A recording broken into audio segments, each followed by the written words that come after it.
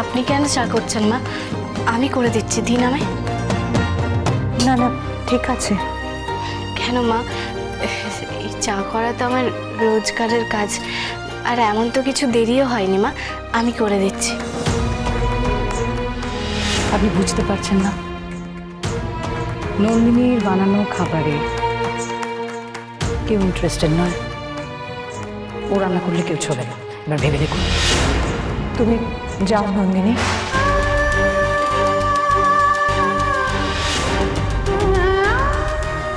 মা, আপনি তো কোনোদিন আমাকে নন্দিনী বলে ডাকেননি, তাহলে আজকে হঠাৎ কেন? কিছু মনে করো না, আজকে রান্না বান্নার ব্যাপারটা আমি দেখে নিচ্ছি। কেন মা?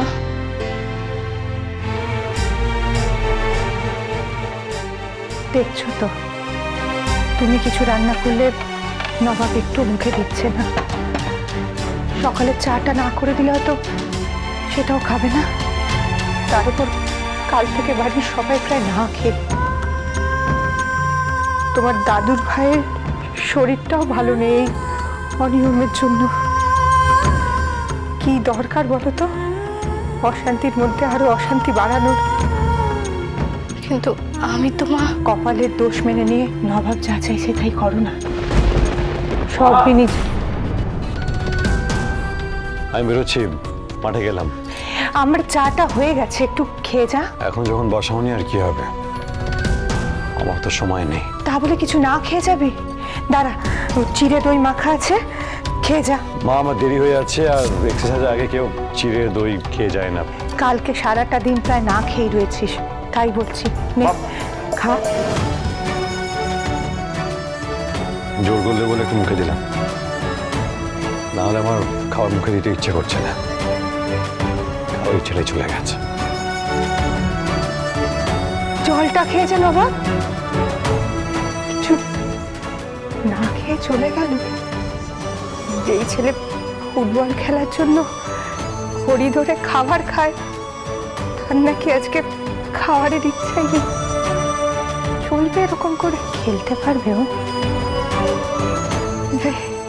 আমার হাতের রান্নাটা যদি খায়।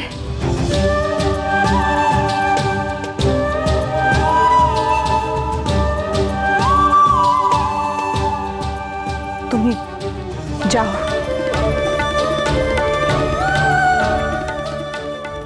সেই নিজেকেই কষ্ট দিয়ে যাচ্ছে না বাবা, আমাকে শাস্তি দিতে গিয়ে কিভাবে আর কতদিন আমাকে ভুল বুঝবে না বাবা।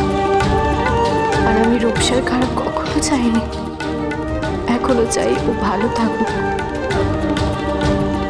শুধু কৌশিকদা যেন ওর পাশে থাকে, আগলে রাখে ওকে। আরে রূপসা এত বড় ফ্যামিলির মেয়ে, আর সে কিনা এত পালিয়ে বিয়ে করে ফ্যামিলি একদম নাক কাটলো। ধর ওই সব দিন গেছে, আমার তো মনে হয় ওর বাড়ির লোক খুশি হয়েছে মেয়ে পালিয়ে বিয়ে করেছে বলে। হ্যাঁ, বিয়ে দেওয়ার মতো তো টাকা পয়সাও নেই, এভাবে বিয়ে করে সব ঝামেলা মিটে গেল। ও কাকু, কাকু কাকু কাকু, এটা কি হলো? রূপসার বিয়েতে পাড়ার কাউকে বললেন না? আরে দূর, পাড়ার কাউকে কি বল? হ্যাঁ, রূপসা নিজের ফ্যামিলিকেই বলেনি। কাকু বলছিলাম যে মেয়েকে এভাবে শিখিয়ে পড়িয়ে বড় করলে, আর সে কিনা এভাবে পালিয়ে বিয়ে করলো। আচ্ছা ঠিক আছে যা হওয়ার হয়ে গেছে। বলছি কাকু, এই বিয়ের আনন্দে আমাদের এই তিনজনকে একটু খাইয়ে দিন। এই দিন না কাকু দিন না, কাকু দিন না। এই তোমরা ইচ্ছে করে এসব করছো না? ওসব ছেলে কোথাকার যতরা রেগে যাচ্ছেন কেন? আচ্ছা ঠিক আছে, ওসব বাদ দিন। আপনি আমাদের ওই একটা কাজ করুন, ওই রূপসা শ্বশুরবাড়ির ঠিকানাটা আমাদের দিন। দিন না, ও কাকু, দিন না, দিন না কাকু, দিন না, আরে দিন না, দিন না, দিন না। ভয় পাচ্ছেন কেন? কিচ্ছু করবো না, দিন। শ্বশুরবাড়ির ঠিকানাটাই চেয়েছি।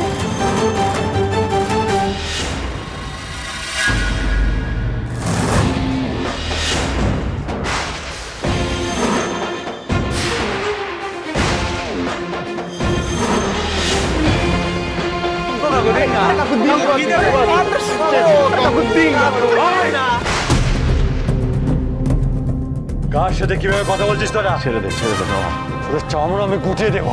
নবাব, নবাব ছেড়ে দে, ছেড়ে দে নবাব।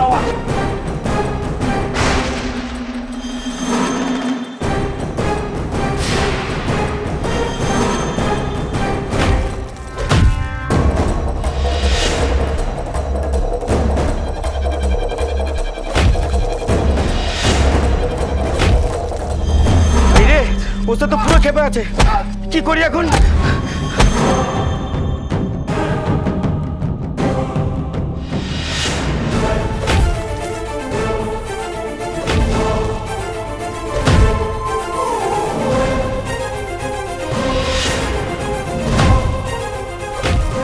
ছোট বাদি, বড় মা, ছোট বাদি, তোমরা কোথায় গো? এই তো।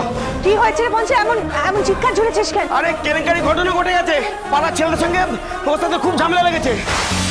সে কি, কেন? আরে ওদেরই দোষ গো।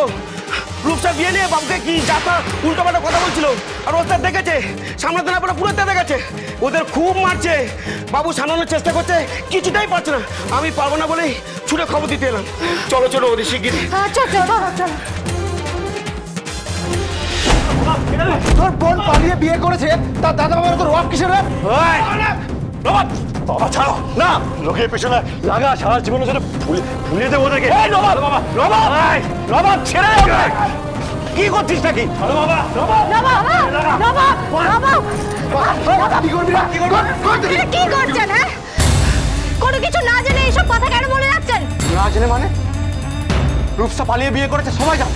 সে রূপসা যেইভাবেই বিয়ে করে থাকুক না কেন, আপনাদের কাছ থেকে কি কোনো কিছু নিয়েছে?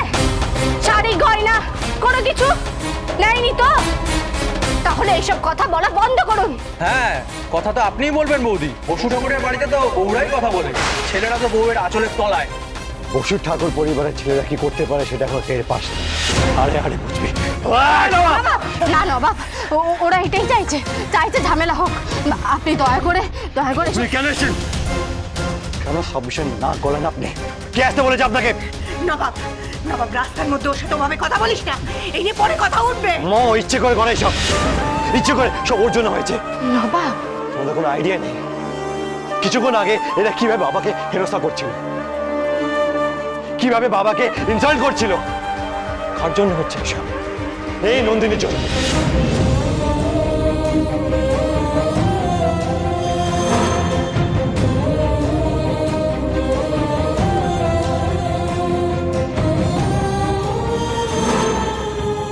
সবাই বোধহয় আমাকে নিয়েই কথা বলছে।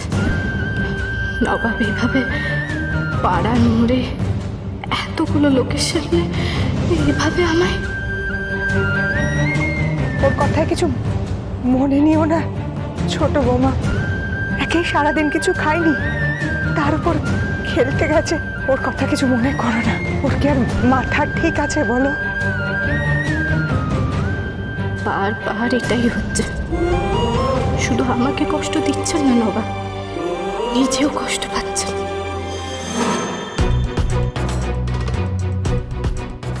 এই শেষ কোথায়? আমি তো আর পারছি না ওনাকে এভাবে কষ্ট পেতে দেখতে। জানি আমার এই অপমান আমাকে কুড়ে কুড়ে খাবে, কিন্তু নবাবের না খেয়ে কষ্ট পাওয়ার কাছে সেটা কিছুই না। কি করবো আমি খাবার নিয়ে গেলেও তো উনি ছুঁড়ে ফেলে দেবেন।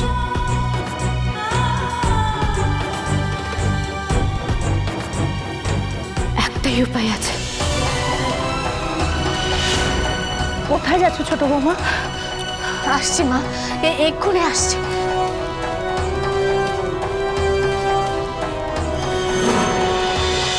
নবাব!